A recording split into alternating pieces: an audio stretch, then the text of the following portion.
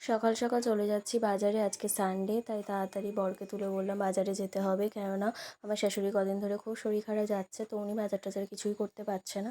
সেই জন্য আমাদের এখানে বাজারটা তোমাদেরকে দেখিয়ে দিলাম। আর এই যে অনেক বাজার করে নিয়েছি, এক সপ্তাহের মতো। তো বাজার টাজার করে এসে তাড়াতাড়ি করে জামা কাপড় তাড়াতাড়ি করে ছেড়ে এই যে রান্নার দিকে চলে এলাম। মাংস হবে, মোচা হবে, আর কাঁকরোল ভাজা হবে, আর এদিকে আম কেটে দিয়েছে আমাকে খাওয়ার জন্য। তারপরে স্নান টান করে খাওয়া দাওয়া করে ঘুমিয়ে গেছিলাম। বিকালে আসলাম মন্দিরে। আর আমি একটু মন্দির এগুলো একটু খুব ভালোবাসি আসতে। তো এখানে আরতি হয়, সেটা দেখবো বলেই তাড়াতাড়ি করে চলে এসেছি না ঘুমিয়ে। তো রান্নাবান্না শেষ করতে প্রায় 3টে বেজে গেছিলো, তাও ঘুমাইনি। খেয়ে দিয়ে উঠে তাড়াতাড়ি করে চলে এসেছি গিয়ে আরতি দেখবো বলে। আর এখানে এই শিব মন্দিরটা আমার তো খুব ভালো লেগেছে। আর গঙ্গার পাড়ে আর এই যে আরতিটা হয় সেটা দেখতে আমার খুব ভালো লাগে। এখানে এইগুলো তোমাদেরকে দেখিয়ে দিলাম।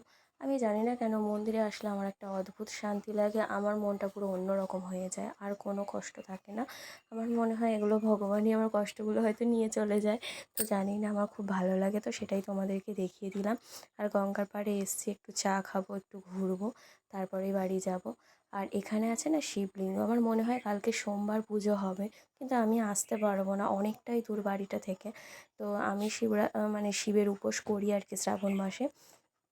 তো কালকেও উপোস করবো, কিন্তু বাড়িতেই জল ঢালবো। তারপরে এই যে সেখান থেকে নিয়ে নিলাম একটা ভাঁড়ে চা। আমি গঙ্গার পাড়ে আসলে চাটা খাই।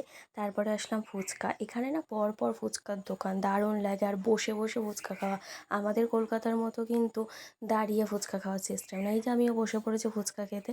তো ফুচকা টুচকা খাওয়ার পরে মন ভরলো না, চলে এসেছি ঘুগনি খেতে। এই কাকার কাছে ঘুগনি আগেও খেয়েছি, খুব ভালো লাগে। তো ঘুগনি খেলাম। তারপর যেহেতু শ্রাবণ মাস, তাই সবুজ চুড়ি পরা হয়নি, তাই একটু নিতে আসলাম। তারপর রাতে এসে ও পরোটাগুলো ভাজলো, আমাকে ভাজতে দিল না, বললো চলো আমিই ভাজছি। তো এই পরোটা খেয়ে ডিনারটা কমপ্লিট করে নিলাম। ততক্ষণ তোমরা সবাই ভালো থেকো বন্ধুরা, সুস্থ থেকো, সাবধানে থেকো।